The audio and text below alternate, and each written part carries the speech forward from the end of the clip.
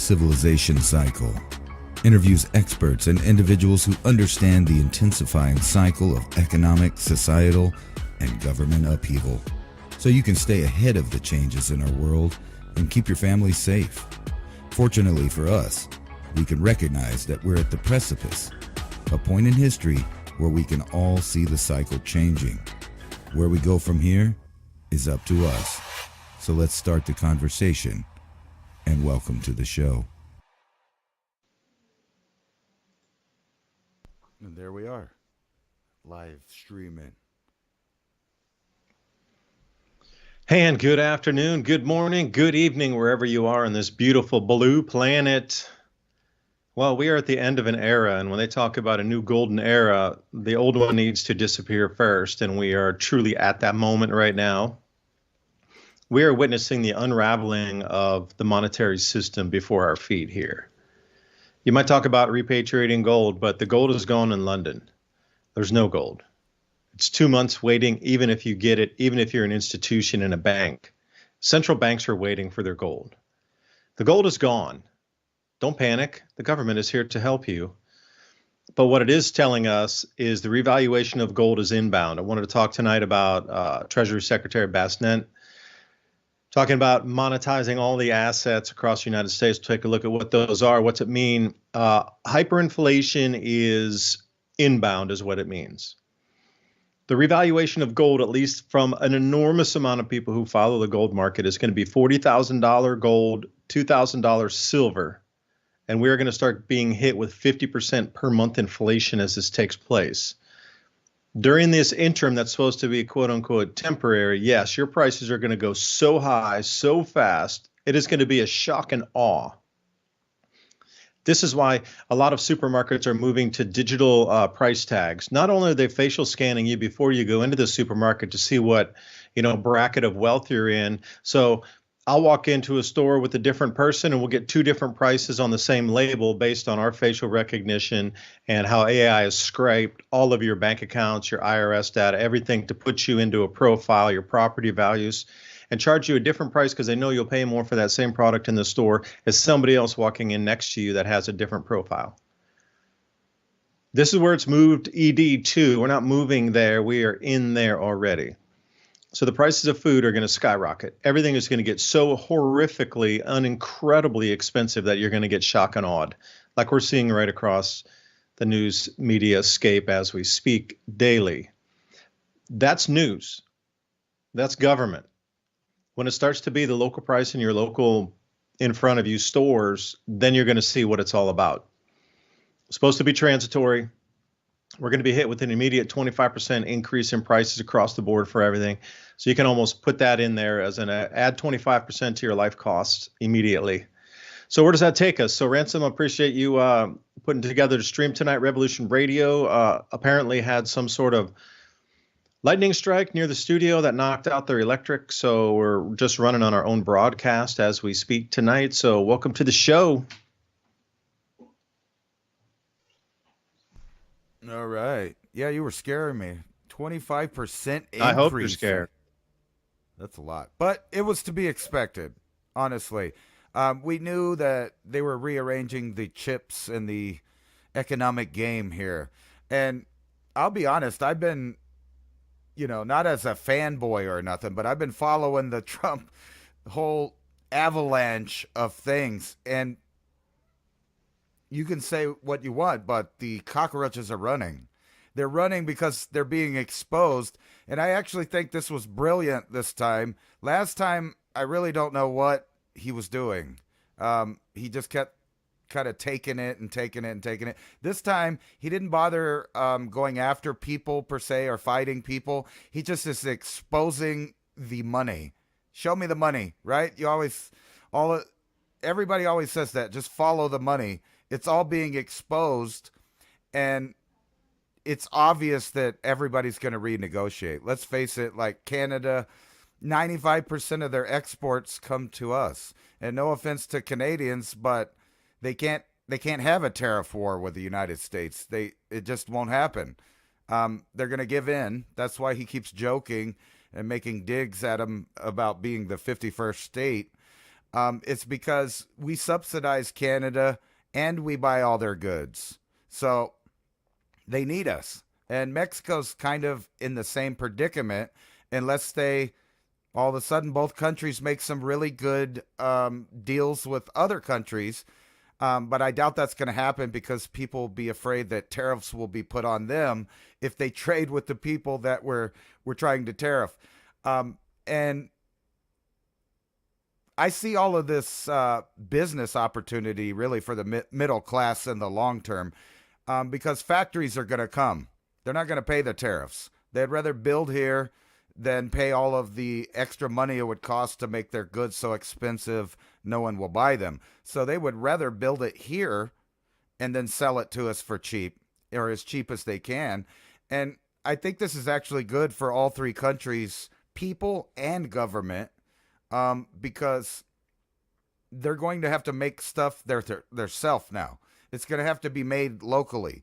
You can actually start doing what we've been saying for years is buy locally because they're making it, they're growing it. They're going to have to, or they're going to pay a lot of money, or their government will have to fold to whatever we say.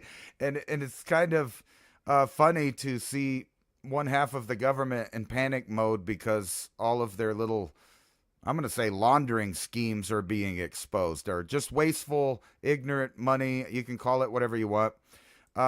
It seems to be, all being exposed, but it's really surreal to think, okay, our government, who's done all of these bad things, is now going to investigate itself and expose all the bad things. And then, oh yeah, and by the way, aliens.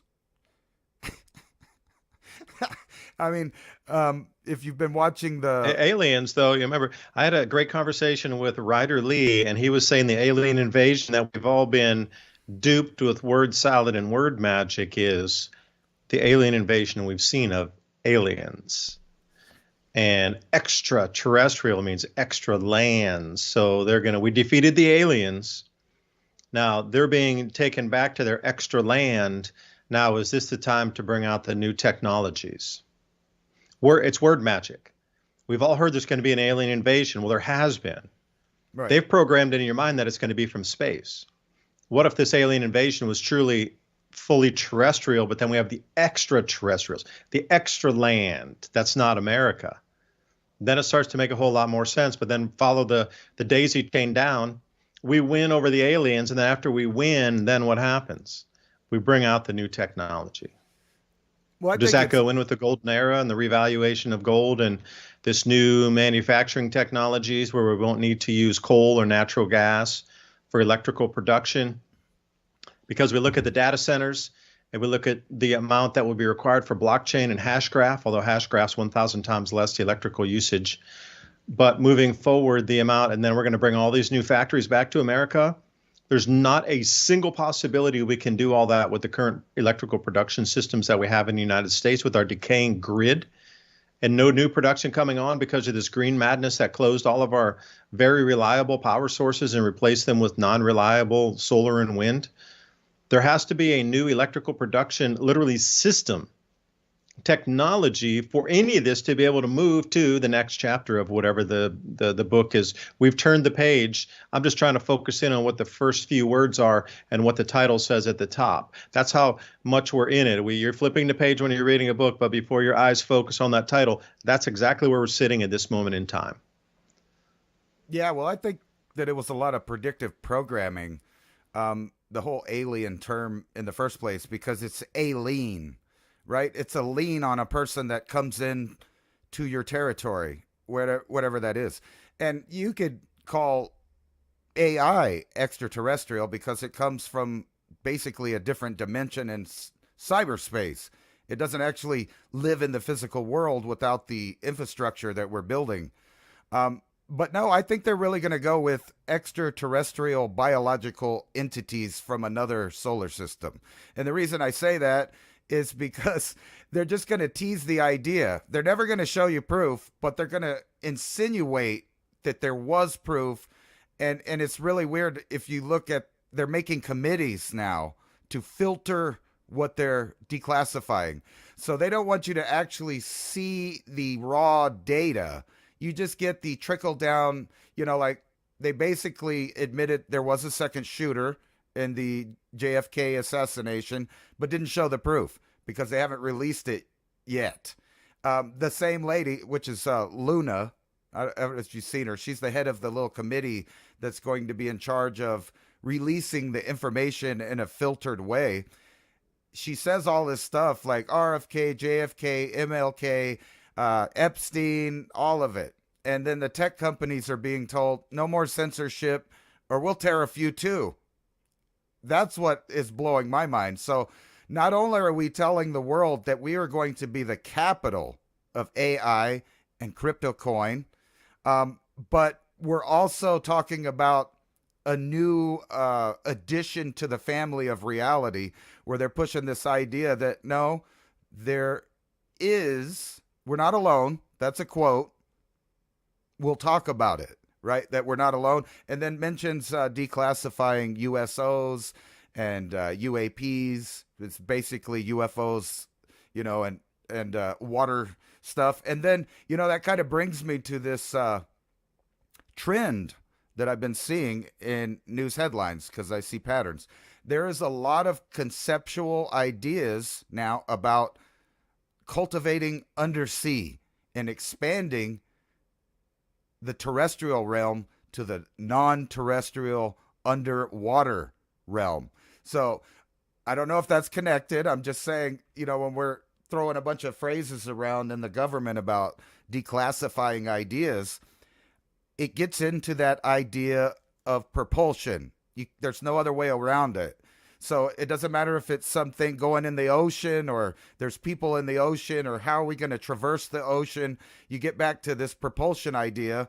And, now all of these scientists are writing papers about, previous science fiction ideas about different kinds of propulsion and saying, no, we do kind of have the technology. We just haven't built it. And the US is saying we're going to be the head of technology, space travel, and crypto coin. Now, I don't know about you, but if I imagined the monetary system of an extraterrestrial civilization, it might go a little something like cryptocurrency based on a GDP of a world, not just a country or a state or a county, but the entire world. And it brings us full circle back to the New World Order. And I think that all hinges on who's hoarding and getting the gold to be the rulers of this new system, because you can cryptocurrency and print money and everything, but essentially it's all going to have to be based on something real. And a GDP, I guess, is real, but so is gold and silver. And that's another thing, just throwing it out there, that if you were an extraterrestrial civilization, then you would value all of those rare earth elements. And I'm saying that because everything we know about the universe, they are rare universe elements. They're not just rare earth elements. And actually, they happen to be concentrated here on this little, globe, if you will. Or some people think it's a plate. Whatever. It has a lot of gold, platinum, silver, all kinds of metals that seem to be rare in the universe, but they're really located here, which begs the question, why are we not, bumping up our type of civilization? And that might be where this is headed. They need some kind of reset. We've been talking about that. The question is which group of people are in charge of the reset?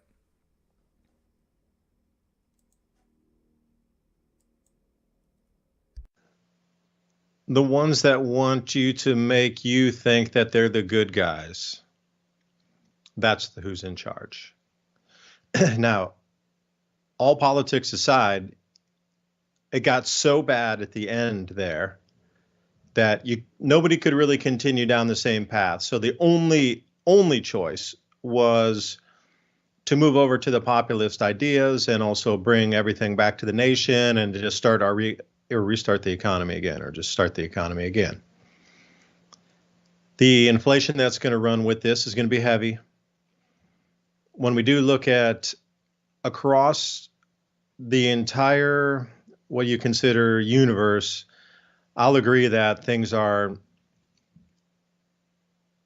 squeezed or coalesced onto the planet. So the density that, even though you think it might be dense with gold veins and everything, it's not very dense. You have to mine multiple tons of rock from 2 tons to 5 tons to get an ounce of gold out of, or even sometimes I know in the Klondike, I watch a lot of gold mining shows because I'm a fan of that. I got gold bug fever. When you see it in the creek in your pan and you get a little nug like a picker, you're like, oh, you're stuck. And that is a real thing.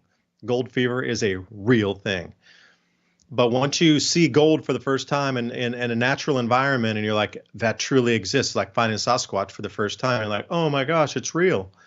And, once you realize these different, and hunting crystals up when I was in the Himalaya way back when they were blasting roads up there, follow the road blast crews and all these kids who come up with like big hands full of either like broken crystals where it got hit with the blast or some, bigger pieces that they chipped out. And you could buy all kind of stuff from the road crews that were going through the Himalaya because they would find all types of different crystals up there. And they would send the kids down valley to all these places where trekkers were and see if you'd want to buy these little pretty crystals that were natural that came out of the earth. And seeing that too, different types of quartzes and tourmalines and different, this kind of stuff was all over the place up there, aquamarines and that sort of stuff.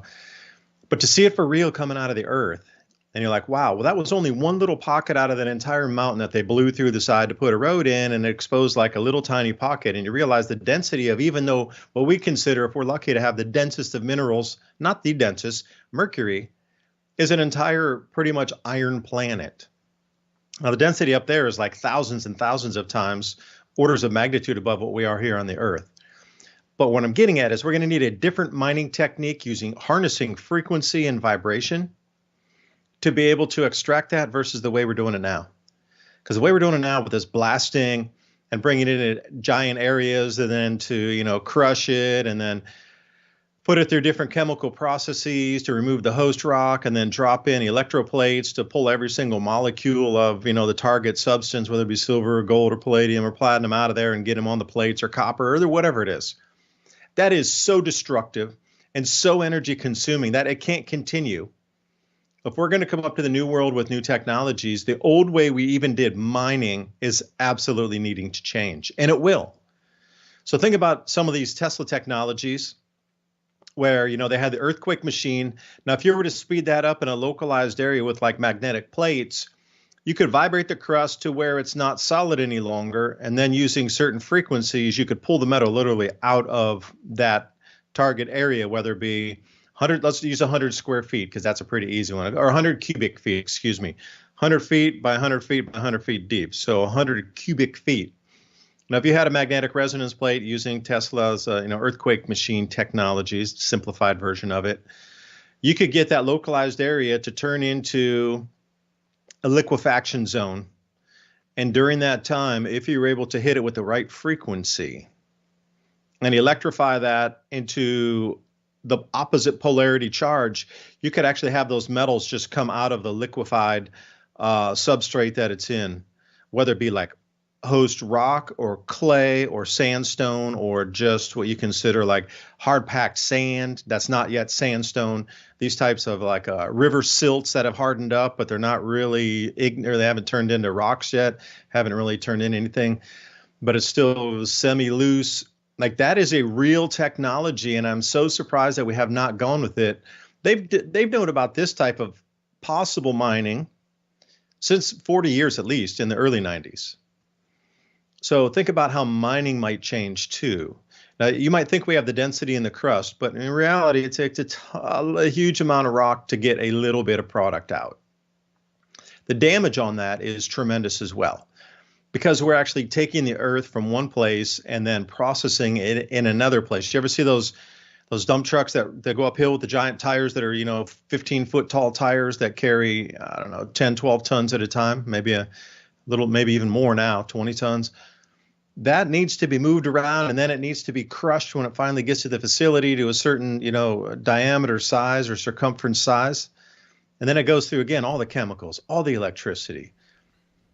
And Think about if you could remove that entire chain of steps where it is just on site, extracted as the pure metal, and put into a truck. And then once the magnetic plating interaction stops, whoosh, it resolidifies.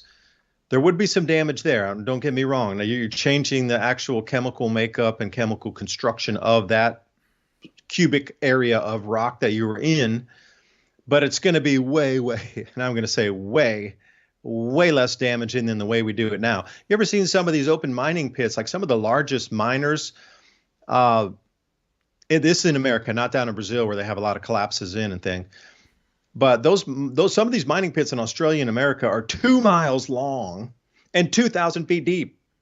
Like if that was to fill in, that would basically be an inland ocean or an inland deep lake like we see. You go around some of these other areas in Europe and you start to look down beneath the water and it looks exactly like a mining operation. But some of these deepest lakes on our planet are going down 4,000 or 5,000 feet. That's half the distance of what we're doing now. And if you do look around and you find some of these older lakes, especially around the Black Sea and places in Russia, it has that very same step down. So I want to make sure we're not offline. I just heard a message coming in. But anyway, Ransom, I really think that the way we're doing it now would definitely have to change in terms of mining operation, electrical generation to do it. And I think all the technology is here. It's just been hidden, waiting for this quote unquote alien invasion to bring it out. After the collapse of this system, we're moving to another one. And I really believe that technology will finally be released to us.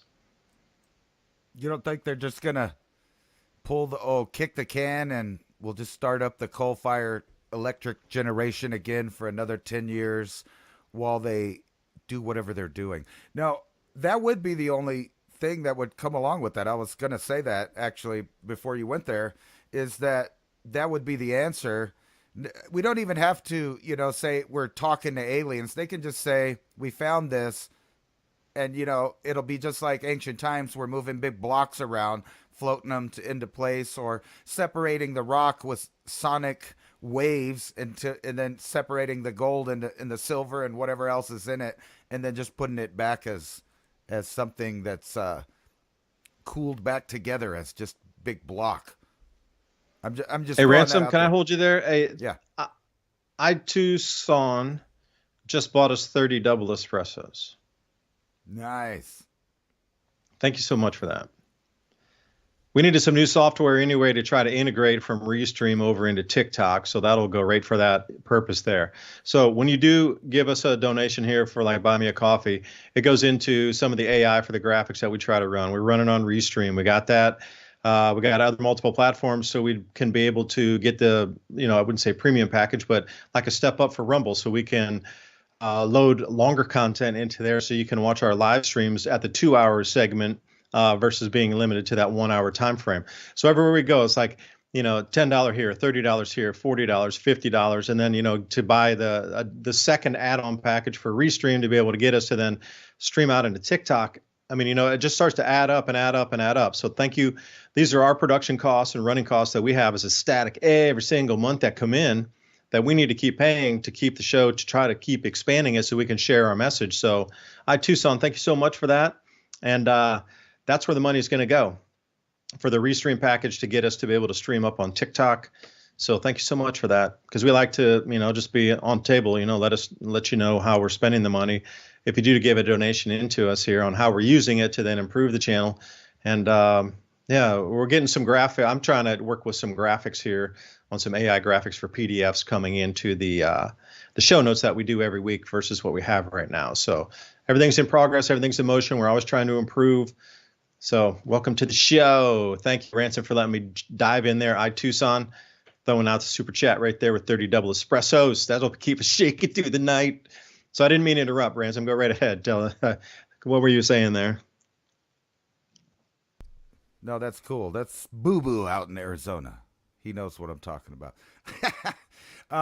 No, this whole idea of, I was kind of being wacky about the technologies, but they could slowly milk stuff to us and use this whole concept that they either found it or acquired it or whatever, which could still be a fictional story. It still could be just that we've had the technology and they wanted to milk it for years and milk the economies to one step at a time. I mean, it's like the Walkman, right? When we first got the Walkman from Japan, the Sony there especially, it had a play button and a pause button, right? And then later they gave us fast forward.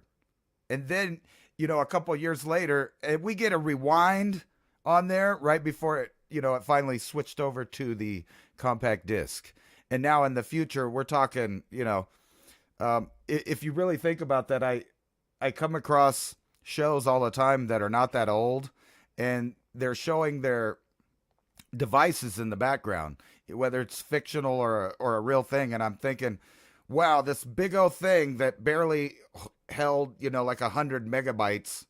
And now there's a teeny tiny SD card, and the devices haven't even caught up with the memory storage. So the stuff that you buy at the store, you still have to buy an adapter because the device is somewhere in a warehouse that they've invented for years. They're just now selling at the market the little upgrade, the metered upgrade of technology for you. But it's funny because you have a SD card that's the size of your fingernail now that can hold a couple of terabytes. I mean, so if you see that advancement in one technology, you can only wonder why in other fields of technology there's just a slow roll. I mean, think about the fact that Elon Musk is still kind of pushing this idea of liquid rocket fuel in a device that's completely controlled by AI and algorithms to make it be able to reland and catch. And it is amazing. But there it lies again. They're skipping over these ideas of propulsion and energy generation, because that's the real thing that would rock the world economies, the world governments, the central banks, everybody, because they've set up on old technology in the metered system to milk it along and really never let man progress. So I don't know if we're going to get to a point that those groups of people decide we still need a world war because they're not ready to let us have the goodies. I mean, who knows where it is, but it's ironic, like I was saying, when you go through the headlines that you start seeing these patterns emerge. And, it wasn't that long ago till that little undersea submersible collapsed under the ocean, right? And there was a lot of conspiracy theories revolving around that accident we won't get into, but it had to do with energy generation and the location. And now I'm seeing all this like, here's a party central. You could go hang out in this UFO submarine that can dive 650 feet and have a 12-hour undersea party. Here's another one from some other billionaire wants to build a whole thing. So it kind of shows that we're at a point where we're about to start expanding in technologies, uh, and that's in every field. And I bring us back to this lab grown stuff that they will not stop pushing all over the world, from meat to what was the other one? It was, I sent you a copy of it. Here it is. Startup grows world's first real dairy protein in potatoes. Now there's no cows needed to get your dairy in these frankincense items here. But yeah, they're about to release so much stuff it's going to confuse the public, and a lot of people are going to be left behind on the new trends of how this is going to convert into this transhumanist world. And I kind of warned about that no matter which path you took or which side of the political spectrum you went with, the end result, the road meets back at Rome. The same ideas are going to be pushed in different ways. Number one is safety. Number two is to improve your life. And I wouldn't be surprised if in the near future they offer you a product to extend your life beyond your normal life, which would solve two problems for them. They can convince people to stop having children, and then offer them an endless amount of robotic and algorithm products. But this would be for a very small population. And in order to do that, they still have to convince people of all these hoaxes that they've been pushing, like population, explosion too much for the planet to handle, climate change due to man's activity. Um, they knew at the time when they were writing these things that there would be a population plateau and then right after a reduction. And we've talked about it many times that it's very weird that it happens to just line up with so many other singularities and epiphanies for mankind. And it seems like this is the preparation for the next step. I don't know if they're planning it for our generation or our lifetime or the next one, but we have everything from the capability of growing humans to gene altering humans with DNA from various different animals. And I'm working on a program right now. You would be amazed at the amount of animals that are actually in production, and there's a lot of money behind passing laws to allow them to do it. And it all circles back to depopulation, rewilding, and changing the whole fabric of the system, literally. And if they're going to be able to use these programs with these Pleistocene animals and extinct designer animals, you can just imagine the markets that will open up from new products based on genes that went extinct, and now they're ready to offer those products for various different problems around the world. Like, you imagine just people people in the tundra able to eat mammoth meat on a regular. So it's not really a mammoth, but it's a mammoth-like creature that can exist in extreme cold. Now, you have to ask yourself, why would they be planning specifically for groups of animals that lived on a totally different biosphere and a time period on the earth at the same time as the emergence of next level technologies?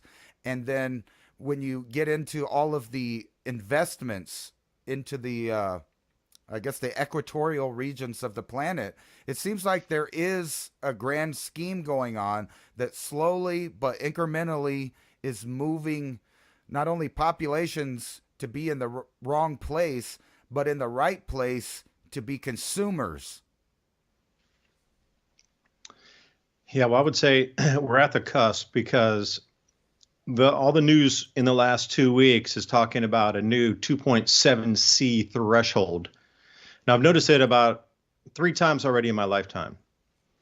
When I was really young, when I was still in high school and we were starting to just learn about this whole CO2 thing, it was like half a degree Celsius, and global warming was the term they used. And if we have too much pollution, and okay.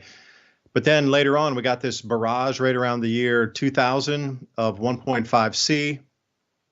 And now 25 years later, where now they've really run it up in the last like 3 weeks. It's unanimous across the media.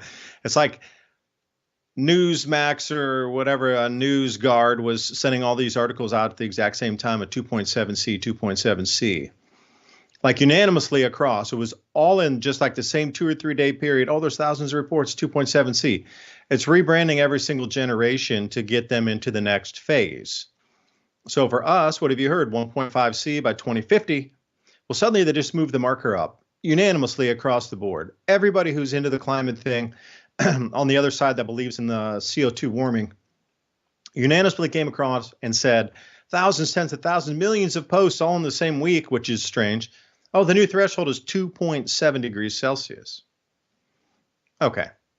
And at the same time, on February 10th, the EU is now allowing 4% concentration by weight of crushed ground mealworms as long as they're UV treated.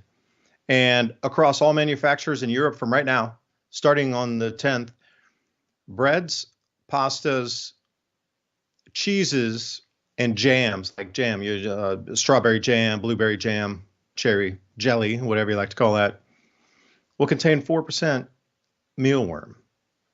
Now, there's been really no long-term studies on having this much chitin in your diet. I know through my own personal travels, I've seen a couple different places where they harvested very young, supple insects. I was in North Thailand, and they got these really soft green caterpillars from the bamboo that come out in the rainy season once a year. but they were super soft. And then the mayflies down in Malawi and that whole area, Zimbabwe, Mozambique at that time, they go around and they get them out of the air. They come one time a year. They're really supple. Again, they squeeze them into patties and then deep fry them once a year. But there's nothing like the hardness of, these mealworms and crickets. There's nothing like, they're all incredibly soft-bodied, infant caterpillars or infant mayflies once or twice a year. That's it.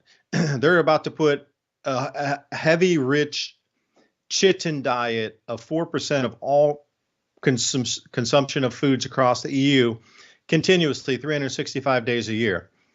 We've never done this in the history of mankind.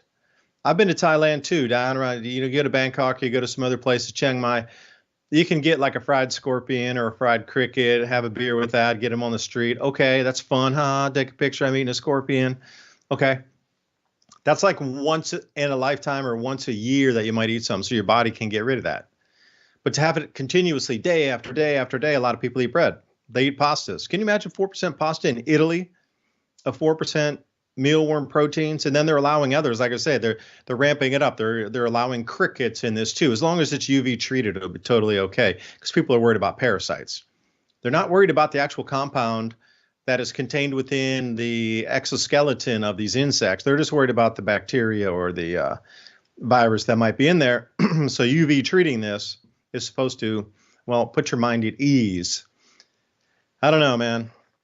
These, and again, think about the, coming from some guys I know that hunt a lot, they would love to hunt some of these Pleistocene animals. But if you put a saber-toothed tiger out in a game reserve, and what if it gets loose? Like try to control nature at the volume and the size of what it was. I mean, those Pleistocene animals were incredibly large.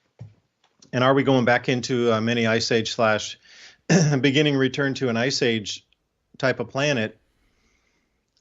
All conjecture was yes. Each successive step down from now is going to be cooler and cooler and cooler. See, that's the inverse of what they're telling you with the global warming. And I found this.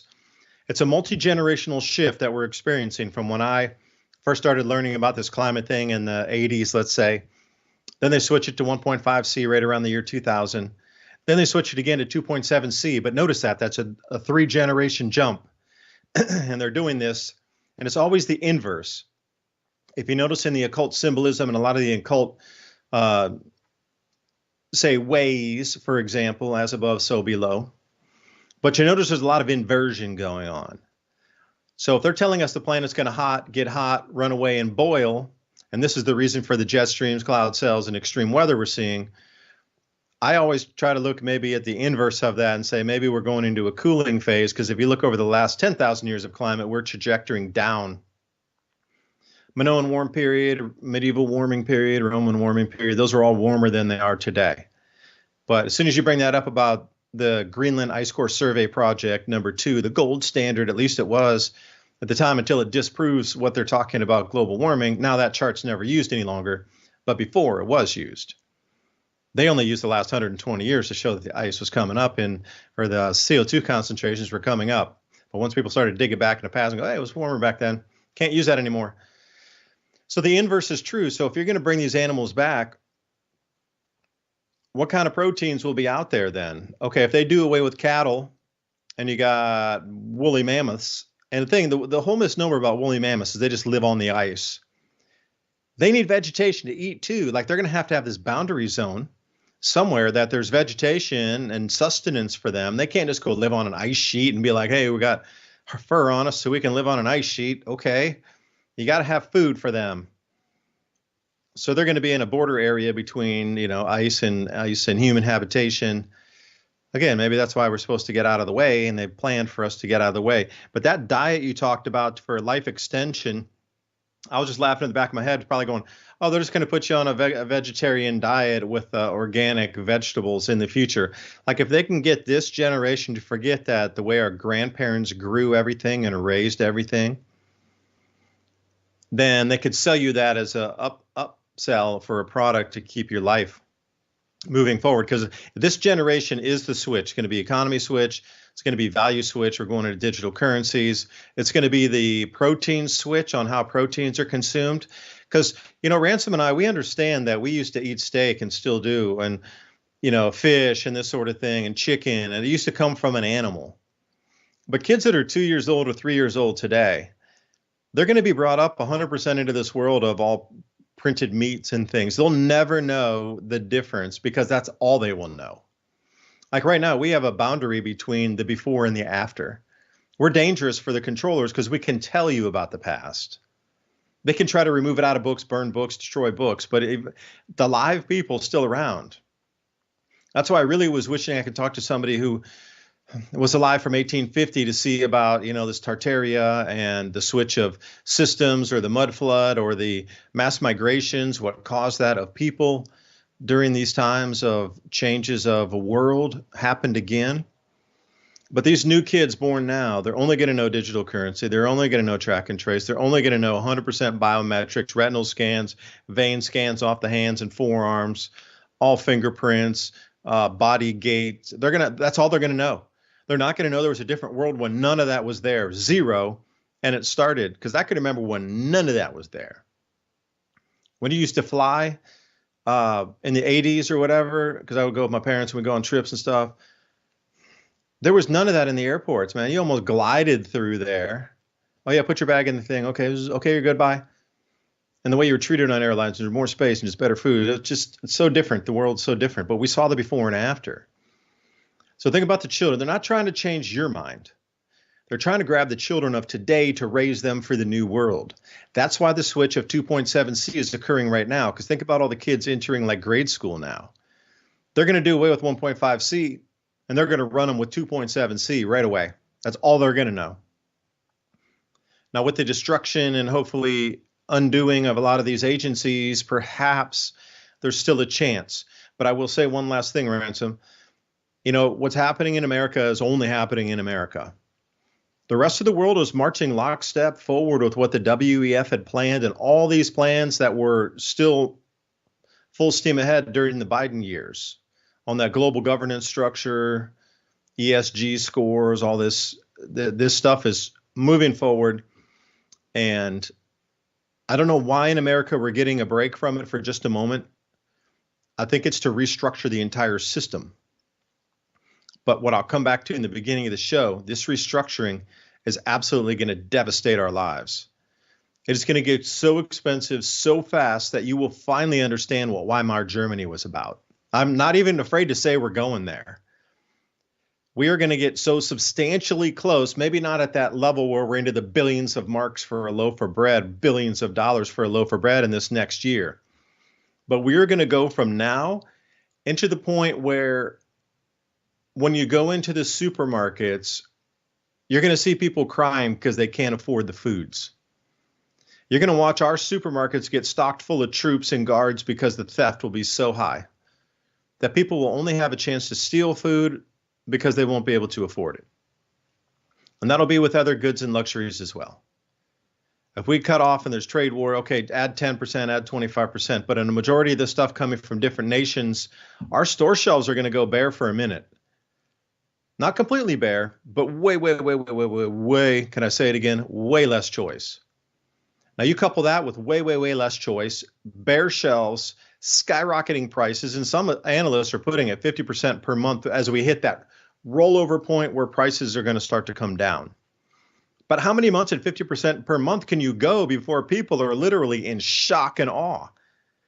You're making $100,000 a year. Suddenly it's worth 50 and then it's worth 25 and you can't buy anything. Dude, I'm making 150,000 a year and I can't even afford bread. That's the point it's going to before we hit that rollover and then it's going to slide down. Like this chapter we're heading into, it's great to dismantle a lot of things. I'm with it. The transition over to bring everything back to America and start manufacturing, that's going to take a minute too. And the wages are going to be way higher and it's going to cost a lot more money to have these workers here. So right away, all the prices of everything you're ever going to consume for the rest of your life is going to be way more expensive. Just on building in America, producing in America with American wages is going to drive everything up at least 30, 40% higher on every possible good you can consume. And then what about farms? And I'm all into the farm financing, farm machinery, farm, ecosystem there, food production. If we get American workers back on these farms, you're not getting like $3 a pound strawberries or $2 a pound something. You're looking at $9. Everything in the food arena is going to double in price too, just based on wages. They're going to pass all those costs to you. You can't tell me that you're going to get somebody illegal from a different country, bring them in, have them work for like $5 or under, and then replace that with a $20 American worker, and then your costs are going to remain the same. That's impossible, literally impossible.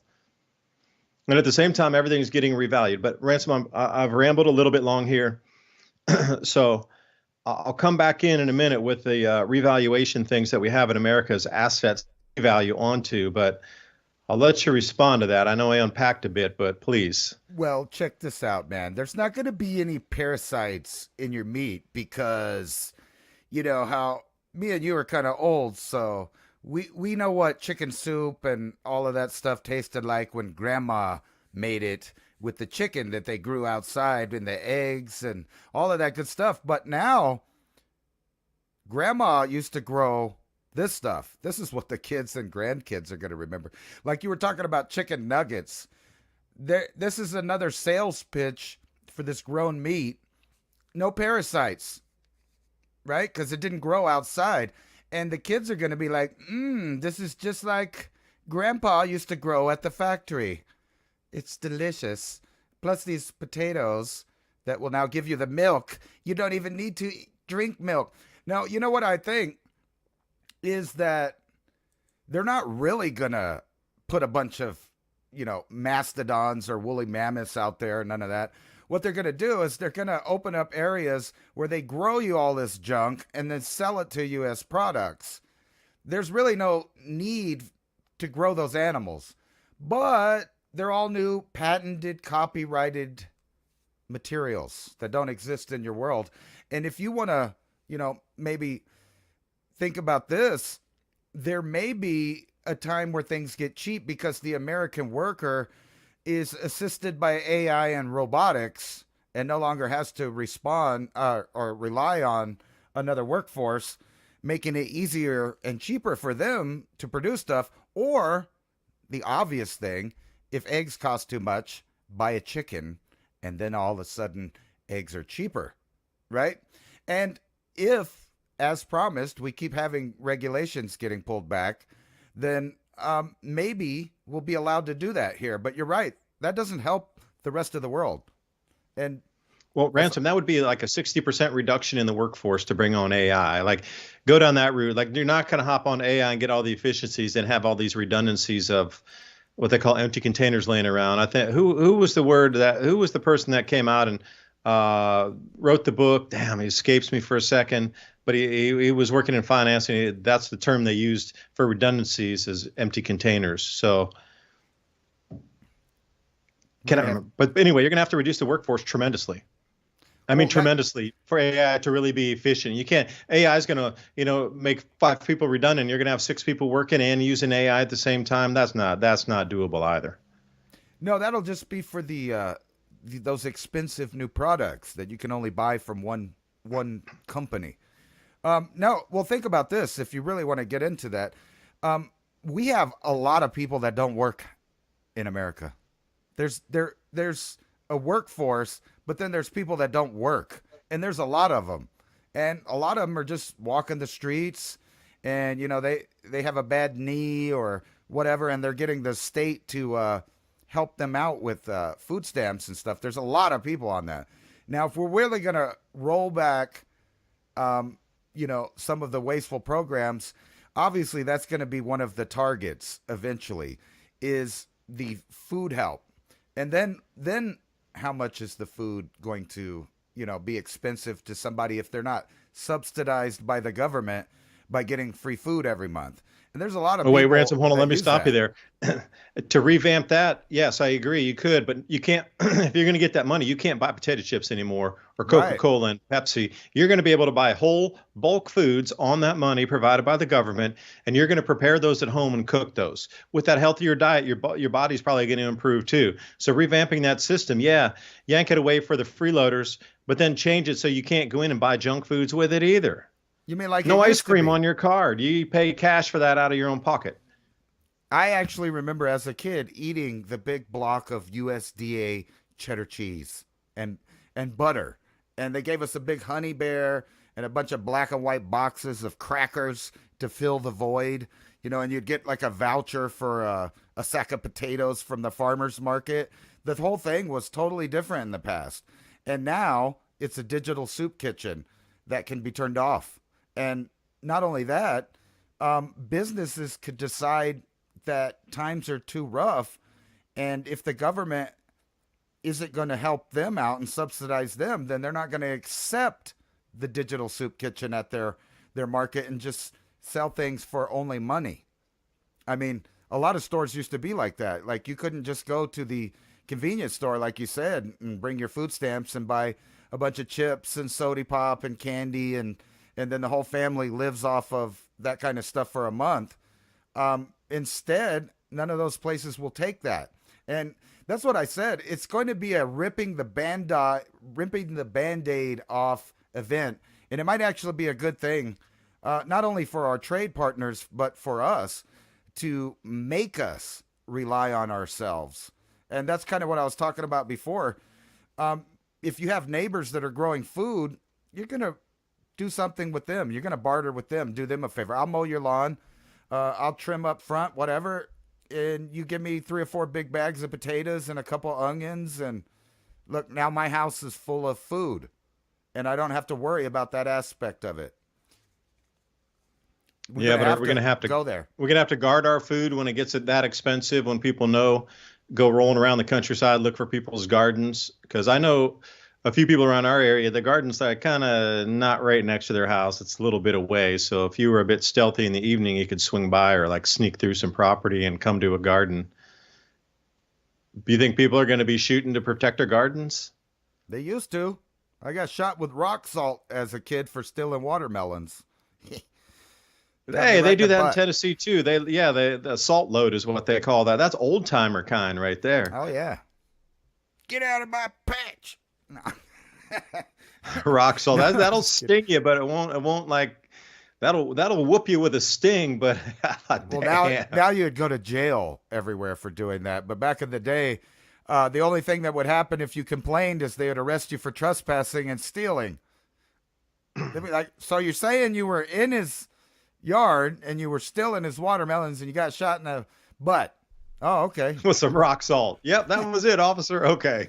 Yeah, not now, but maybe things are reversing. Like I said, it's hard to know because we've been blasted with so much change in just a few weeks. What, a month and a half now, and a lot of stuff's changed. But one of those is the fact that our government oddly is showing us how much it's been stealing from us. Yeah, that's tremendously unnerving. And then me looking at all the releases from USAID, knowing those organizations that targeted my channel and put hit pieces and paid for Vice News, for example, with Advanced Democracy and Penn Quarter, which is associated with all these other foundations and organizations that I'm trying to spider back. I was talking with Ryan about doing a 30-minute expose on how we were targeted in this Grand Solar Minimum community of Christian and Ice Age Farmer, Grand Solar Minimum channel, Diamond up at Oppenheimer Ranch Project. They also paid to have his channel try to be removed. That I have physical evidence of them trying to remove me off of Patreon. I was wondering that I had paid advertisers too, and they all disappeared. They were pressured to come off of my channel. So I'm super thankful for others that filled in at that time that just said, I don't care what your message is. David's got solid info. We're still going to run with his channels. But they tried to completely remove us, remove all of our advertisers. YouTube put us in sort of a digital gulag still to this day. And that's why I say I want to do the expose and be like, YouTube, you got to remove the the blocks off of the channel. You demote us. There's no sidebars. There's nothing going on. Hard to share the link sometimes. You share the link, the photo doesn't even come up for the link share. Like all that was big money. Advanced Democracy got over $23 million. And they were paying other media outlets to slam anything that was alternative to global warming. Like Ben Davidson's channel got hit over at Suspicious Observer. Like all of us got slammed, paid by our own government to try to remove us and remove any way for us to even make money or send messaging out. How disheartening is that? Your own government tried to have you removed out of not even the political sphere, or not even on the soapbox, but not even freedom of reach or freedom of speech. Yeah, but they literally were going to try to starve us to death. That's the disheartening thing. They didn't care if you lost jobs. They didn't care. If you were going to starve to death on the street, they don't care. There's no way for you to get into the social programs because you didn't have a quote unquote job before that. Like the full court press from these foundations funding out to, like I say, advanced democracy with, it's just, you look at it and like that happened in America. That happens in China. That happens in Russia, or did previously. I don't know how much it goes on anymore in Russia. I know it's still very censored over there for a lot of media, but to have your government come out and actually pay to have you removed, that's one step away from knocking on your door and removing your physical body. That's where we sit today with all this information coming out about USAID. So I'm going to be doing a 30-minute expose. We got all the receipts, all the connections, all the interconnections, but it's just a lot of information to dive through. You got something like 20 plus foundations that were funding directly into Penn Quarter. And David Jones, he's the one who was associated putting out the Russian disinformation campaign against Trump. That whole crew was the same one that funded Vice News to try to come after us and get us deplatformed, talking directly to Patreon, talking directly to YouTube, talking directly to our advertisers to have them pulled off so they wouldn't fund our channels or have any, there would be no way for us to bring in revenue. That's the whole thing, is they literally try to have us completely scrubbed off the net. But YouTube was like, well, we'll demote them and then they'll never be seen again and just leave the channel up there. That's the world we're at right now. And for this information to come out is quite scary. And again, disheartening is kind of an understatement. I don't really know how to quantify it emotionally, just like sitting here looking at your government did that to you, huh? And these clowns that took all the money to then push the narratives, and then you can just see where it had gone since that time. And just advanced democracy, one little offshoot of Penn Quarter, $23 million over 5 years. Like at that time when I was doing the research to see who was funding against us back then, their tax returns weren't as available. There weren't tax consolidator sites that showed you all the 501c3 tax returns in one single place. And also the number of tax returns filed since 2020 and 2021, they've had 3.5, four extra more tax returns. So then there are interconnections between the funded NGOs that are on their Form R are now visible for everybody to see. But prior to that, it wasn't. So even if you dug and you tried to find, and David Gilbert, you're the author of the hit piece, you were funded by Advanced Democracy, and now you work for Wired News. We got all the receipts on you and your dirty crew. And this expose is going to be out next week, 30 minutes on all the interconnections of how this worked and how the funding was and how these cockroaches are moving right now into different positions. And Ransom, you hit on it last week too. These cockroaches that are moving because we removed the stones and shown darkness light there, they're going to move into private corporations where they'll have no accountability.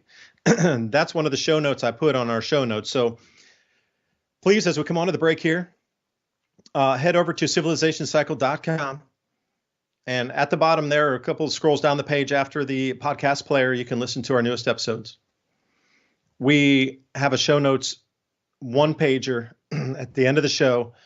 We'll put this out for you. And that was one of the show notes that I had talked about earlier from last week, was how these roaches that have scurried away from USAID are now finding positions in the private sector. And they're going to have no accountability, but they're going to bring their same tricks with them into the private sector. So if you're interested in getting those, we usually put about 9 to 10 little bullet points of things that we talked about and covered during discussions here. That's over on civilizationcycle.com. And also Civilization Cycle at Buy Me a Coffee. So again, we got running costs, production costs, this sort of thing here for the show.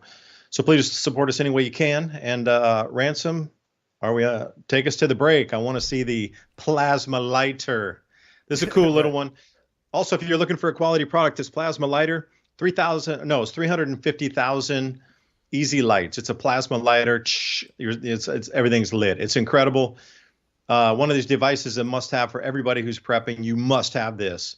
This is such a game changer, and it's chargeable as well. So you never run out of, as long as you can recharge it, you get 100 lights. So a campfire, candles, gas stoves, propane cookers, whatever it is, at least 100 for something simple like this. Campfires are a little bit longer, but each time you charge it, you can get 100 lights. But the total use of the lifetime of this Instafire is 350,000 times you can light something up. Check it Wow. out. I think you'll be pleased. Sweet. We'll be back in a minute. Oh. There are few things you can count on in a major disaster. Having your water supply cut off is one of them. With the Alexa Pure Emergency Water Bank, you'll have months of drinking water in your home. Everyone else will stand in line waiting to get just a few bottles. It's one of the easiest, most affordable ways to store emergency water, and it takes up hardly any space. The Alexa Pure Emergency Water Bank includes one BPA-free liner, comes with a siphon pump for extracting water, provides easy-to-follow instructions, fits just about any bathtub, large or small, fills quickly in 30 minutes or less, holds up to 65 gallons of water, and keeps water fresh for up to 16 weeks, holds about 2 months of water for one person. A person can generally survive without water for about 3 days. However, the exact amount of time depends on many factors, including age, activity level, and overall health. Don't gamble with your life and well-being. Being prepared is easier than ever with Civilization Cycle and Alexa Pure.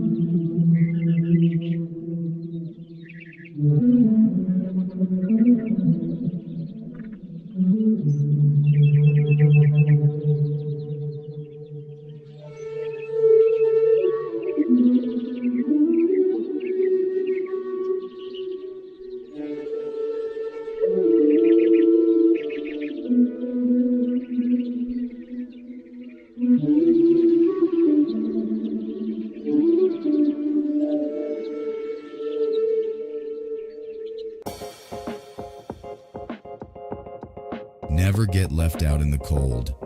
There is never a reason to ever let you or your family suffer. Instafire and Civilization Cycle are on a mission to make fire starting and off-grid living easy for everyone. You shouldn't have to be a mountain man to strike a flame and make a fire anytime, anywhere.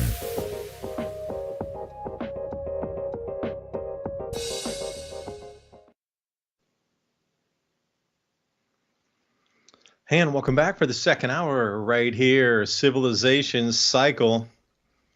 And I was going to jump back on to our naughty bunch of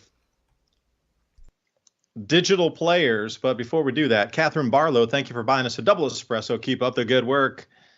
We're trying, because you can see the world spun even further in a cavitating direction. It seems like every week we're getting more cavitation, if you will. Just trying to stay abreast of the info. Like when I started the Adapt 2030 channel, yeah, there were a few good stories, big ones, kind of thing you could work with per week or a couple weeks. Now there's 5, 6, 8 big ones a day. It's hard to even keep up on the daily. So it's just trying to pick and choose which ones might be the most relevant for pointing to dots in the future, because there's definitely a pattern to all of this. The increases that are coming out of broadcast of two things. The economy is shifting, and we'll talk about that in a minute, on things that could be the assets of the United States that can be monetized. And then food production continues to decline, and across the board, the ags are up this week and last week again. And we're starting to get into, some everything from eggs to coffee is just skyrocketing to these absurd record prices. But now we're starting to look at like wheat, corn, soy. These things come off their lows, and now this run up through until we get into the harvest season, definitely going to be approaching record territory for all of your staples. Once you add all these in, you're like, ooh, things are going up, and then we're getting all these tariffs, and we're going to get a revaluation of gold from $40 an ounce to somewhere around $3,000. Now it's determined on the President Trump. He can make it higher than that. Now, that would send the world into a tizzy fit. Can you imagine if he said, no, we're not going to value it at $3,000. We're going to value it at $5,000.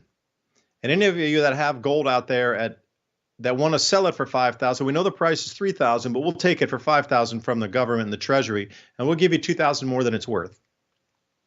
Imagine the funnel of gold that would go in from private hands, because they're getting, and imagine that like rush for the rest of the world to get on that gold window and rush it into America. Because China was pulling some of the same shenanigans, but they were offering $1 or $2 more for silver, $20, $30, $40 more for gold. And it pulled a lot of the supply in. But imagine if Trump just says, yeah, we're going to value gold at $5,000 an ounce in America. The tidal wave of gold that would come in here, they could remonetize the debt in a second after that, because they would get millions of ounces coming in. Because right now there's 273 million ounces on the 8,500 tons. So there'd probably be another, 50 million ounces that would come in if we revalued to 5,000. Now imagine if they revalued to $10,000. Those people sitting on a $3,000 piece of gold for 10, we'd pull in another 100 million ounces easily into America, maybe more on that valuation. That would send a shockwave through. Now look for Trump doing something like this, a little bit crazy and unusual. But again, for inflation inside the United States, that would be tremendous. Someone, thank you for the 3 double espressos. Great show as always. And someone got us another, someone, dude, who are you? Who's the someone? Another 3 double espressos. Thank you. Well, thank you for your support. I'm just really curious about this gold thing, because I really wanted to get into it. But Ransom, we stopped right before the break there, and I know you were going to respond to a few things I'd said about the expose that is going to be released next week. It's a big one. I'm going to try to promote it through the whole week, because the amount of research into it, and hopefully this will have a knock-on effect back to YouTube, that those channels that got demonetized, demoted, algorithm ghettoed, and advertisers pulled, and a bevy of advertisers not allowed to be featured on the channels. That's why monetization revenue went so low, because all of these NewsGuard and news interoperable organizations all had pressured these same platforms to reduce advertisers that were on messages that weren't 100% global warming, 100% CO2. So at that point, cat's out of the bag. Something's got to happen from this point here. So look for that next week. Record stock fragility sends market. Yeah. Now, one last thing. If this were to happen, and Trump revalues gold, let's say 5,000. We'll be conservative at 5. I've heard some 10s thrown around, though. The amount of tidal wave of gold come back to America is to be tremendous. We'll take all the world's gold reserves and we won't even have to wait for delivery. It will come to us. So that's the whole thing about this whole gold scare that's happening around the world. London's out of gold, like literally out of gold. So people are freaking out. I got paper. I want my gold. As of today, there's 128 paper contracts for 1 ounce of gold available, physical. So people are piling in on the gold and trying to get it here and move it there and do this and that. By simply revaluing to $5,000 in America, the gold will come to us. And then if it valued at 7 or 10, a super bullet train of gold would come rolling over to us. Almost all gold in the world would leave and come to us. Now, think about that for a Trump move, for a Trump card, no pun intended.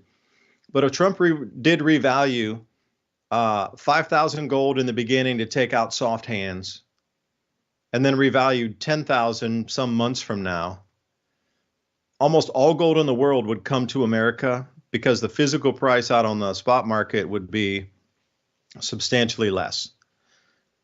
And imagine the amount of gold reserves then to restart the currency or to remonetize the debt.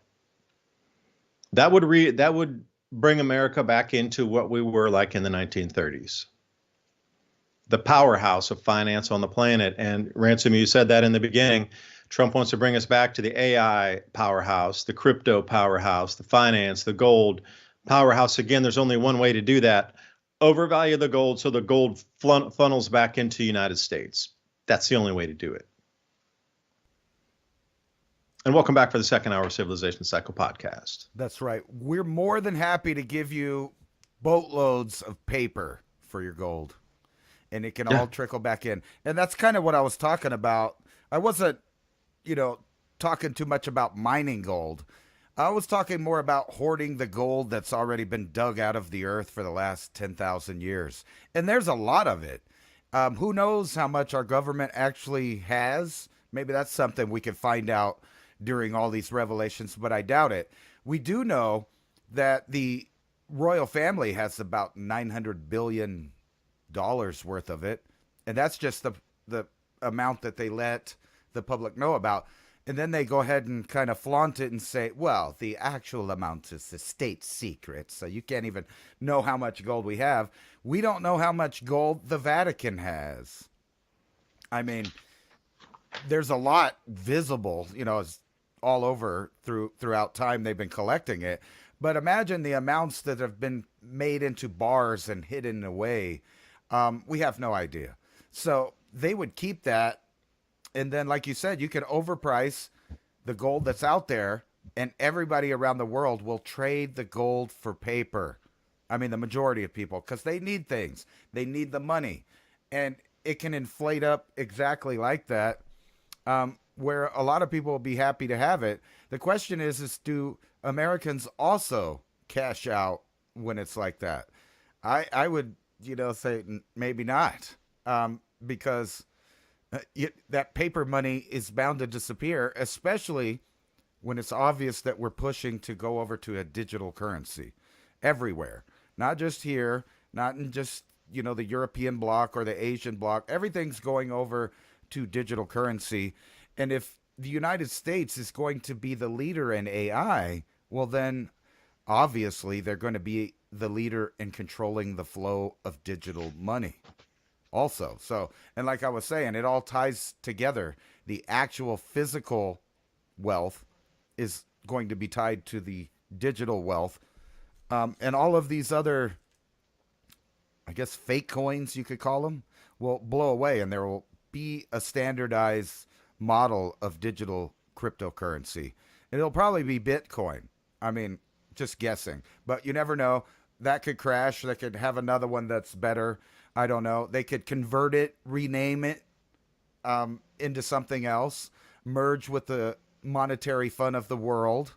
Um, Actually, what's funny is I watched a lot of sci-fi shows in the early 2000s where people held their wealth on a thumb drive, and they went around, just tapping it like we do those credit cards that are just, tap, pay, and go. And now we know that the new system is designed to merge all of your information together and tie it up. And I have a feeling that in the near future, there may be a monetary system in which the money has different amounts of inflation or value based on who you are. And that's a scary thought. Think about if you did some kind of wrong thing in the wrong country, and now your money is just not worth as much because you're not a favored customer. In other words, so you're just your amount is not worth that. And then you also have to Yeah, add what if in this you, Ransom, idea. what if you got a negative interest rate, like below zero, so -1% interest? So you got 1% taken out of your stash because you put a bad post up. And then if you put two or three bad posts, okay, you're at -3% interest rate. Or if you wrote a full length article, oh, that's 10 points off. So now you're at 13% negative interest rate. Because if there's no negative interest for some of the central banks, why would they not do it for you on your digitized wallet? Because if they digitize all assets on the planet, like your house, your car, your artwork, your whatever, and they give you that one value, and then like you say, you could spend it off of some sort of device and live the Right. rest of your life based on the equity that's inside your house, and you won't have to pay for it again. But once you're done and you ran through all that equity, then you're done and your house no longer belongs to you. That's why they say you're going to Right. own nothing, but you're going to be happy because you're going to get all this free money. You That's the know, whole thing. But at the end of it, you're not going to own a thing. that's exactly right. I get probably 15 to 20 offers a week to mortgage my home and get, this big old loan where I would spend away and not notice my wealth disappear while they slowly own your wealth. Yeah, and it's going to be not only just, all of your finances and everything, but everything about you, your health, which depends on, these insurers are going to be able to know, well, you lived a bad life. Every time you went to the store, they scanned your ID, if you bought some alcohol, if you smoked some cigarettes. And I'm sure some of the new things out there, like the government assisted addiction programs that they have in other countries, would factor into that. And then you have this idea of a completely digital biometric mirror of your physical self, which can be hacked, and identity theft. We're going into weird times, and that's what I was saying. I saw this whole blueprint. They predictive programmed it out through many, many shows, many, many movies, and it's everybody's like, no, it'll never be like that. But then it slowly is becoming exactly that. And I think what's funny is the U.S. is going to be the launch pad for this.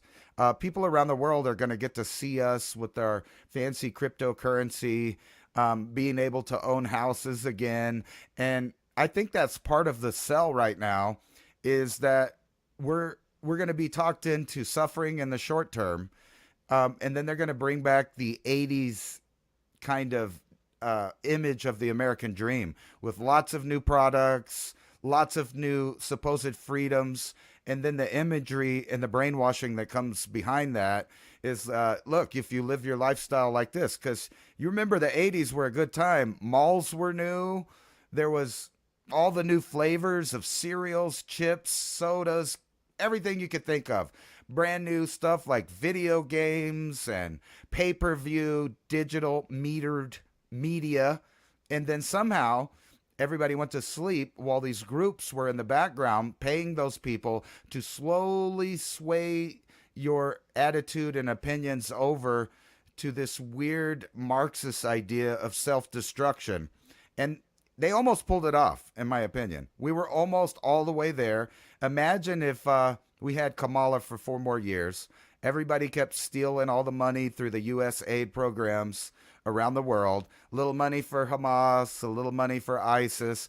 And you remember when people would think we were crazy because we would say stuff like, well, you do know that ISIS is funded, trained, and armed by the United States and its allies. No, that's crazy stuff. We're blowing up. That's our enemy. Oops, we gave them another airdrop of missiles. Oops, we funneled money accidentally through this account and that we mistakenly gave them like $500 million to buy some stuff. We even dropped out pallets of cash to supposed enemies like Iran. We're saying, oh, we're worried about them having a nuclear program. Here's $500 billion worth of U.S. currency that not only is for you to spend, but we've taken it out of the circulation of the U.S., devaluing everybody else's money because it's not here in circulation. Yay. Yeah, because I would say, Ransom, the 1950s was another era, just like you discussed there. Because after World War II, what did we get? We got the 1950s. Although it was an inflationary period, don't get me wrong. After World War II, we had a serious inflationary problem in America from like 1952 to maybe 55. Serious inflation, like rock your socks kind of inflation. But what came out? Air conditioning. That was so like mind blowing that you could have an air conditioner in your house. TV came out, then there was color TV. Dinners. Yeah. Think about all the new tech, though you just described that, but instead of the 80s, it was more like personal things for consumption, like 52 flavors of ice cream or 20 colors of Nike shoes or, something along that line. But in the 50s, it was something for the whole household, for the whole family. Very different because they only knew radio up to that point. Right. And then finally, there'd be one television. Now, my grandpa told me stories, and my dad too, about, somebody in the neighborhood, or they would get a TV and people come over and watch TV because not everybody had a TV in the neighborhood.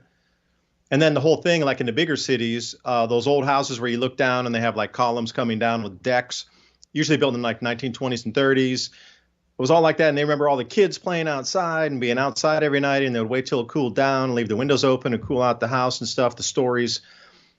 And then after air conditioner, nobody was out on their porches in the evenings anymore. Like the drastic change of society that happened to also, and like the refrigerators and with all these, like special features in them, there was no more quote unquote just ice boxes. I moved into full refrigerators, what we understand is like double doored refrigerators, part freezer, part fridge. Like before it was just an ice box. And literally the ice kept your food cold. Like these gigantic leaps and bounds occurred in the 1950s.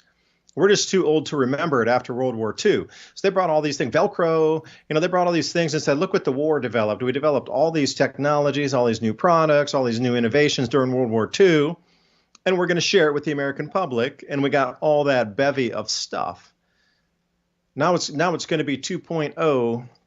Well, actually 3.0, because we had the 80s, that individual consumption model. Now, see, I'm wondering where it moves to, because the 1950s was all about the family consumption model and the neighborhood consumption model.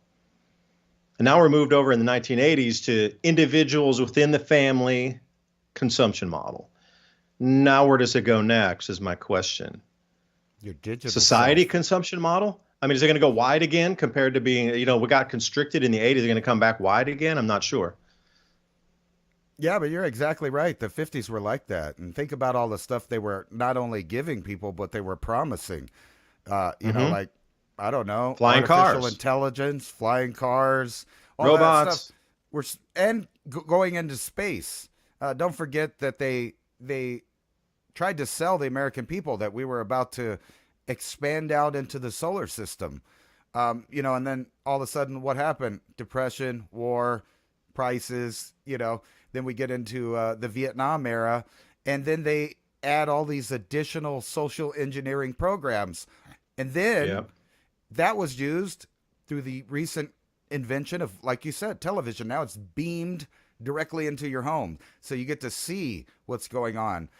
They were, it's so weird that they censor now, but fictional stories can be as, horrible and gross and foul and abhorrent as they possibly can, but you can't say or show anything that's real because it might hurt somebody's feelings. But like in the 70s, they were showing you burned kids from Vietnam. They were showing you people getting shot at Kent State. They were showing you like people marching, wanting to change. And weirdly, those people got into power and totally destroyed everything. It's very bizarre, but they beamed it into TV for the children of that era, who were mostly boomers. And then look what happened. So now we're back in that same cycle again. They're promising the new version of wonderful life again. We're going to Mars. We got cryptocurrencies. We got robots in your house.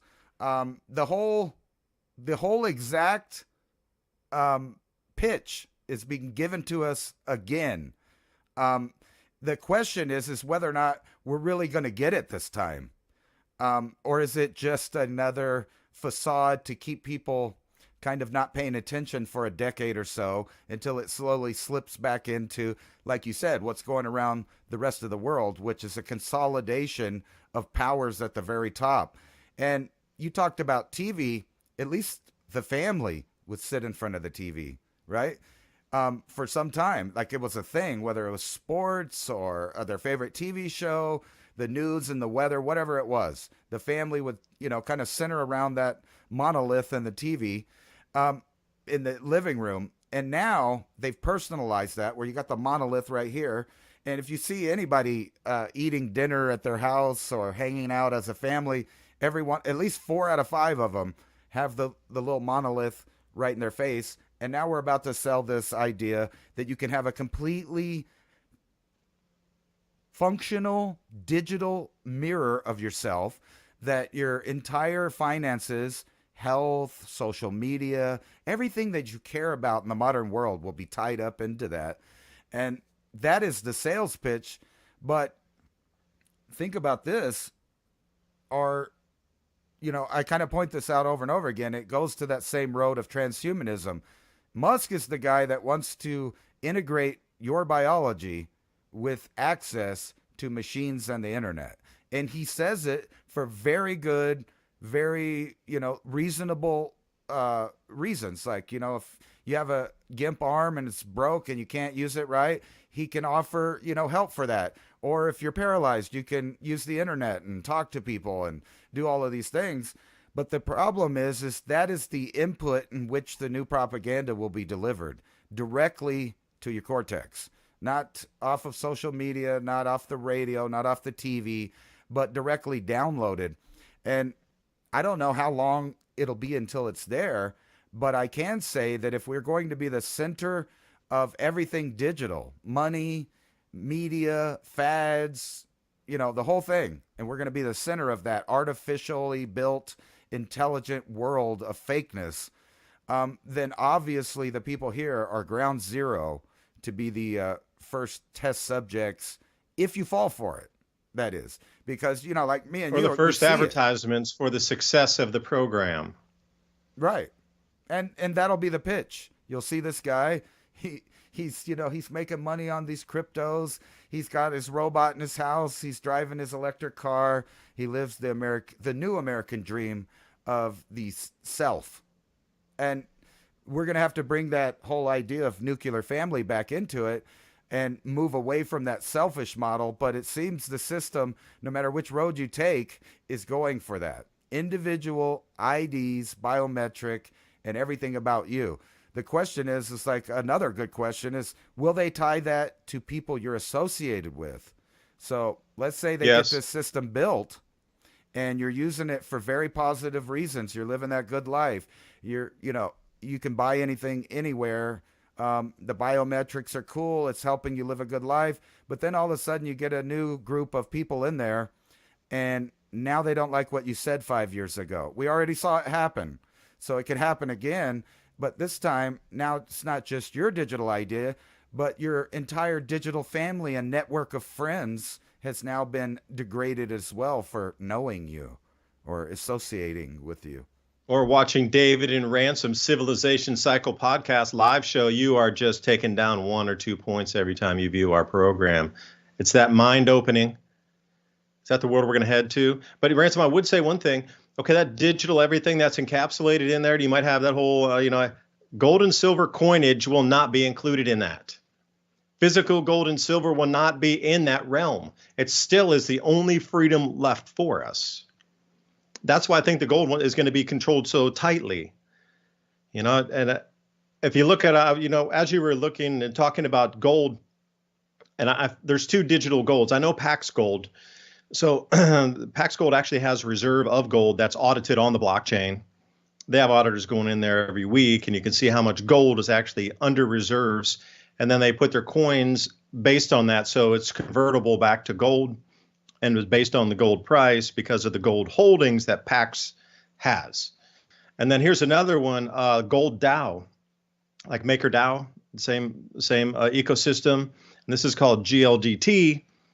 So they're doing the price of gold again with a stable coin against 1-to-1 versus how. So you don't need to buy a whole 1 ounce or a 1/4 ounce or 10th ounce or 100th ounce, which I did. I got a couple of these little 100th ounce pieces way long ago, but I can't believe I still have those. They're worth more now than, it's like that thing's worth a 1/4 ounce of gold now, the price I paid for like how many years ago.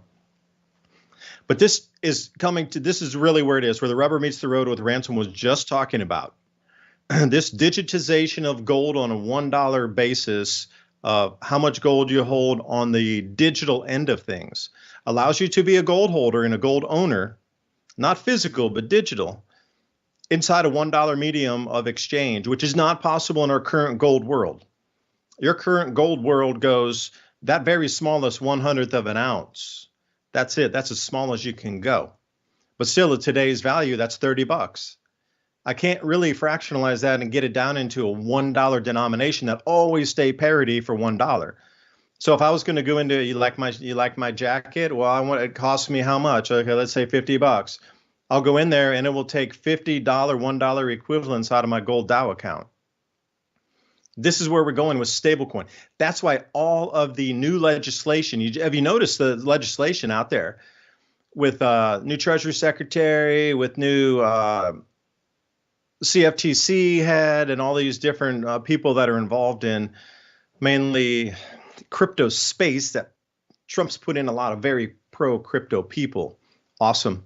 We need the innovation. We're so far behind. Like coming out and, I'm in Asia right now traveling. We are really so far behind on payment systems in America. It would shock you how far behind we are.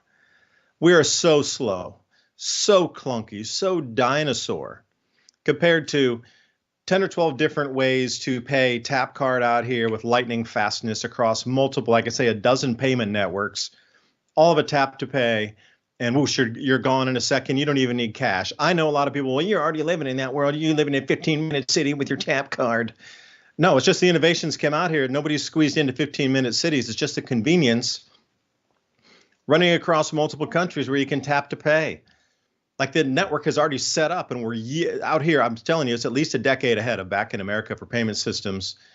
I talked about the real-time payments, the RTP program that I tried to send some money I owed, but I couldn't even use the RTP network inside America to send to another bank. It's not active yet, but out here in Hong Kong, it is.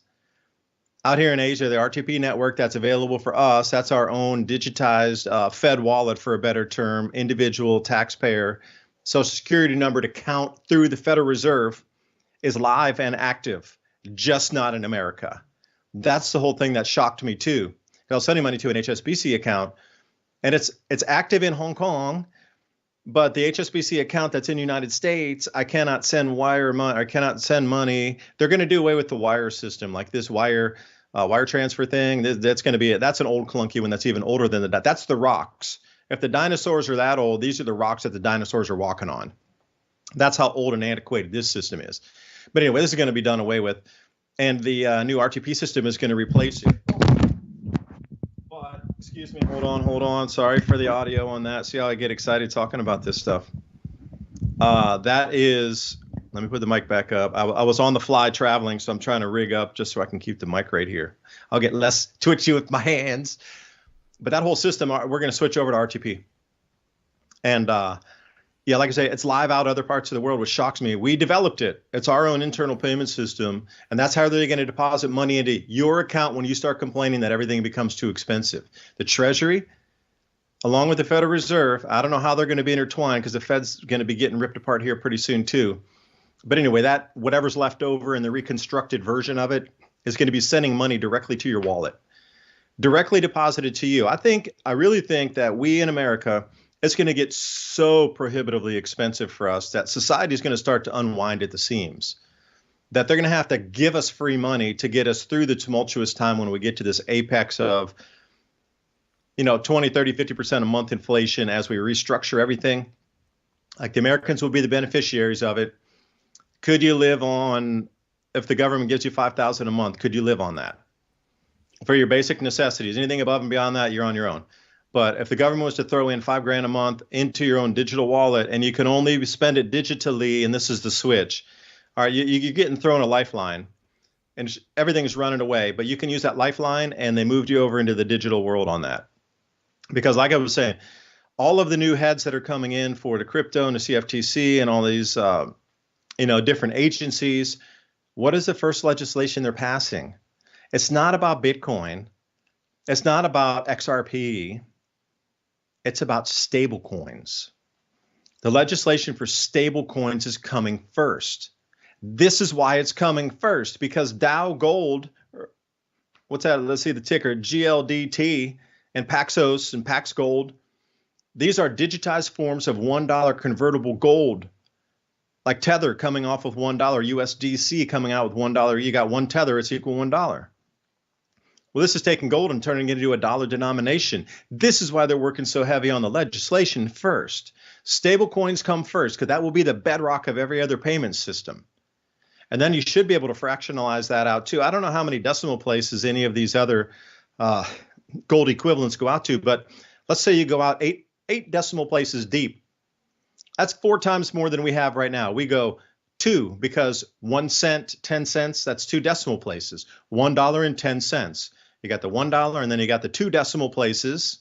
Well, these fractionalized gold and fractionalized, right now the USDT and the USDC are not fractional. They're just 1 equals 1. The new legislation coming in is to allow them to then fractionalize $1 to 8 decimal places deep. 8. Now, some of these were the projects which I'd seen, they were trying to do 16 decimal places deep, which means that the 1 millionth of a cent or something like this is where they were going to try to make their arbitrage. And it would just to be a money spinning machine.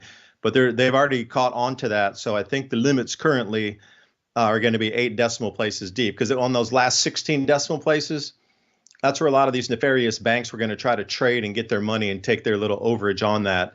You might laugh at like one 1/1000th of a cent or 1/10,000th or 1/100th of a thousandth of a cent. But on every single transaction of quadrillions of dollars, that adds up pretty quick.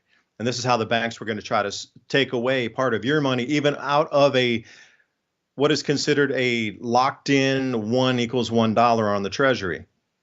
They were going to scrape you for 100,000th of a cent or 1/10,000th of a cent. Because every transaction, you wouldn't even miss that. You'd look at the decimal places going all the way down, down, down, down. But as far as I know right now, we're locked in at 8 decimal places deep, which is 4 times more than we currently have with the US dollar with 10 cents or 5 cents or 1 cent. These stable coins are here to stay. It is the new playing field. Now, once the stable coins get all settled in the legislation and everything has defined rules and laws, operations behind it, then you're going to watch the rest of cryptocurrency run, because they will know what the stable base value, there'll actually be a foundation for it at that point. But still, this legislation isn't anywhere in stone yet. That's why the crypto market's going up and down. It's all over the place. It's not really it's ready to run on the regular bull cycle, but it's just kind of waiting to see what happens with the stablecoin legislation, because that will determine the RLUSD, which is Ripple Labs' $1 equivalent. So we got Pax, you got GLD for $1 equivalent on gold. You got USDC, you got Tether, and I'm sure there's other ones out there, FTX, but they collapsed. So they're trying to prevent this from happening with mass adoption through the entire treasury system. You can't have an FTX collapse when your entire treasury is set up on stable coins. That's not going to happen. They're going to make this so it will not collapse ever again. Like FTX, I think was the last one that'll ever collapse at that largeness. Because from this point, they need the stable coins to have the very base of the new treasury system. It's going to be based on digitized assets, and it has to be stable coins.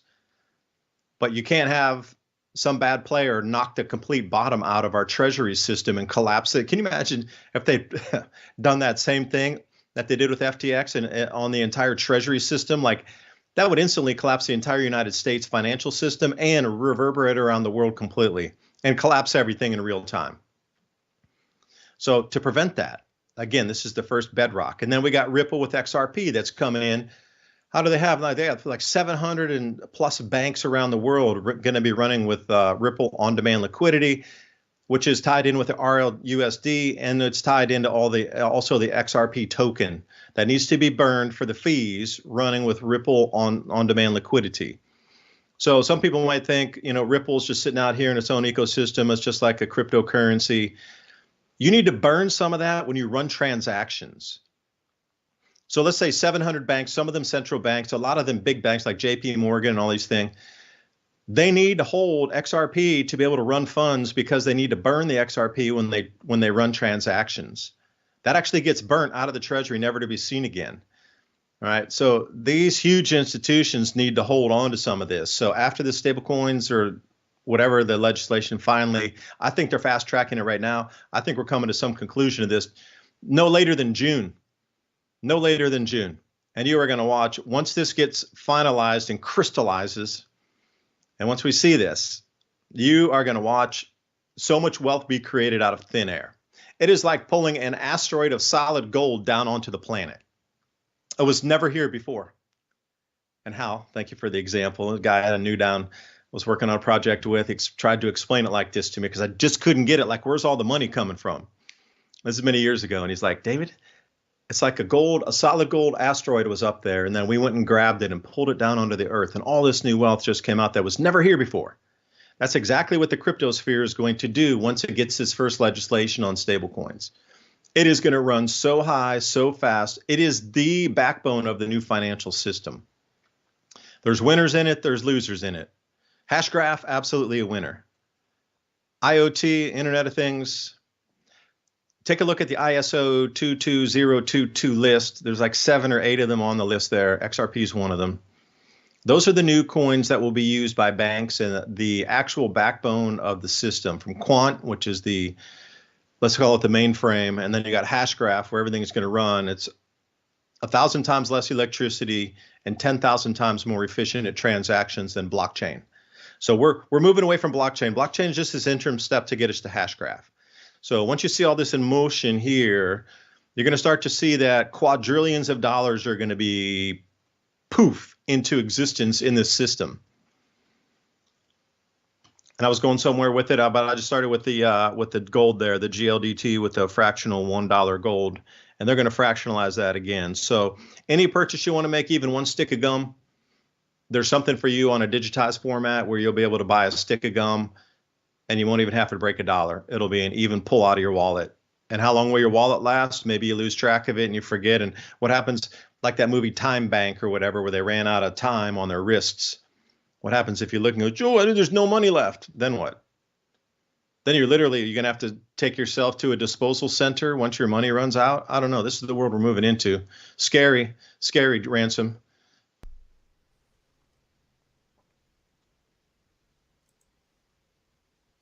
Very scary. Actually, I was thinking a lot about what you were talking about. As they've done with stocks, there's this way to kind of secretly move money.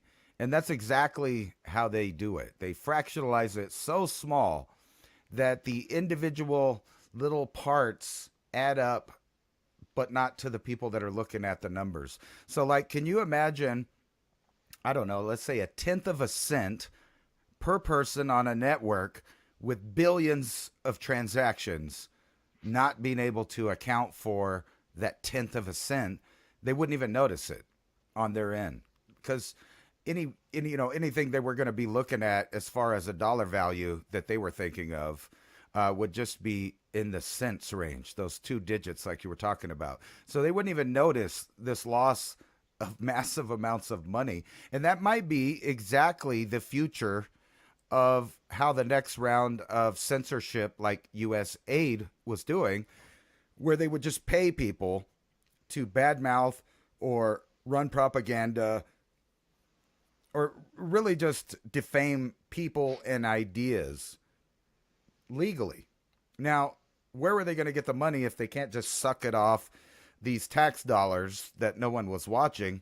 Well, it's going to be hidden, like you said, in these tiny amounts of fractionalizations of money transfers here, there. And think about this, all those people that we were talking about that work in government and now in banks. And to move over right here, this puts more onto the idea of less people to talk to. There's no teller to go if you have a problem or none of that. It'll all be online. And you really don't need bank locations or tellers anymore if you're moving over to a complete digital system. So therefore, it would be obvious that branches would close. And in this article right here talks about banks closed more than 100 branches in 3 weeks as closures bloodbath continues in 2025. And then you just see these other things like record stock fragility. So you see that when they rip the Band-Aid off, which is obviously on its way here, that the odds on a recession for the people during this, reconfiguration of how things work is going to be felt, and it's going to scare people into new programs that are going to be offered. And those programs are going to be digital.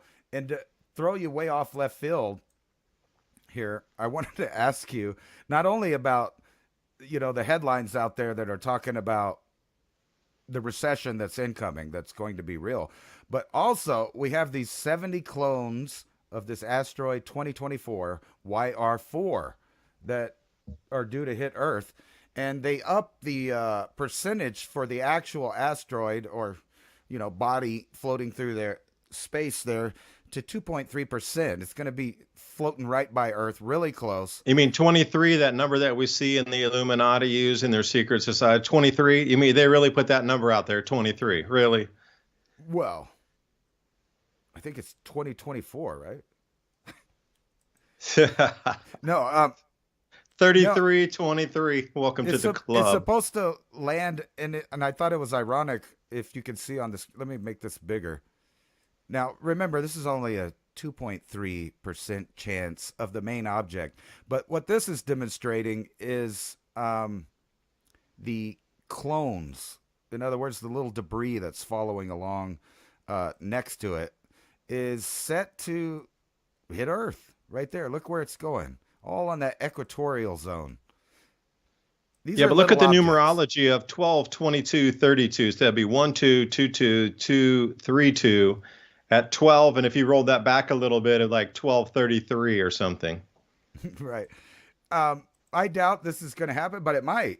And this would be some trippy stuff. And this is just the clones. This ain't the main object right here. So these are little objects.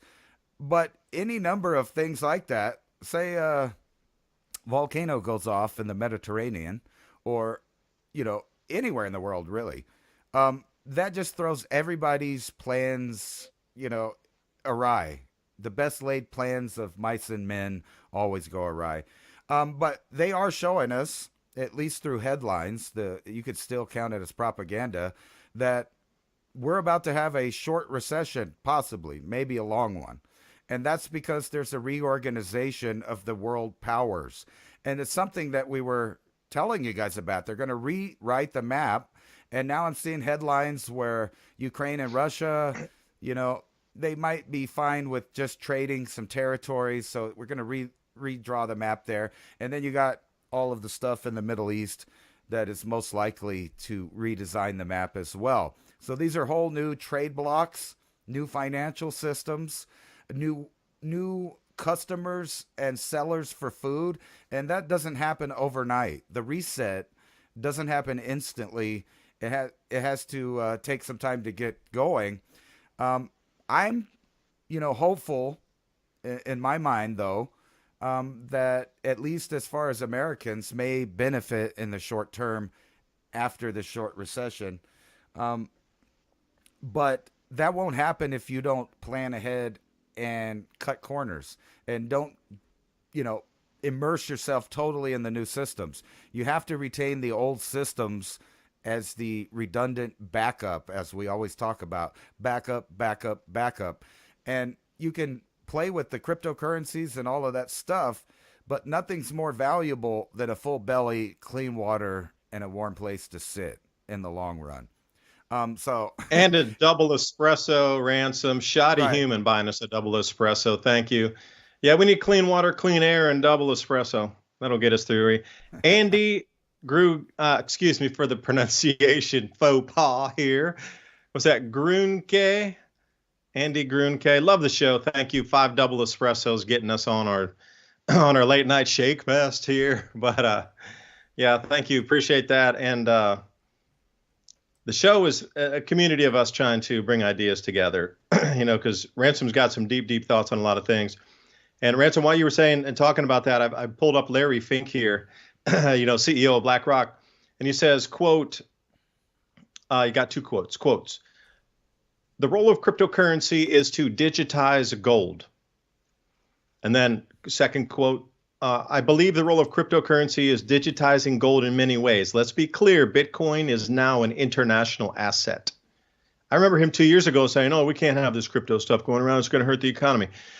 So he's talking about digitizing gold tier 2. But the thing is, you got to have the gold first before you can digitize. So then we get back into this thing. And Ransom, we got just a couple minutes left.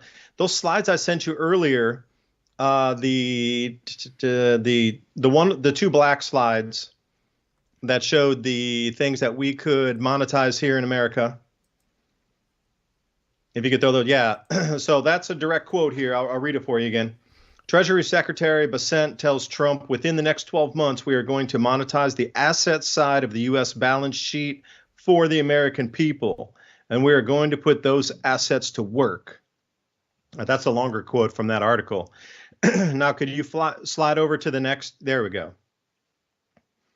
So most people were thinking it's just gold and silver and maybe some Bureau of Land Management land, and then we could drill some oil wells and gas wells and monetize it that way. That's kind of a little short on the list. So somebody did put this list together here because, I'm super interested in bending around the corner. We are now at the slowly, and then suddenly all at once. We're at that all at that once suddenly period right now. So how can you come out of this and create dynastic wealth to be able to help your neighbors? Like for me, I live in a farming community, and if some of them were to go to bankrupt, they're not happening in my watch. I will throw down a piece of gold to keep their farm and keep them on the land.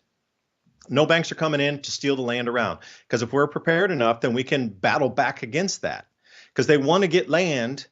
The future is no land holdings for individuals. But if you can take an enormous amount of people out in this first swoop here of revaluing and digitization, most people aren't aware of almost 95% of what we're talking about today. They have no idea.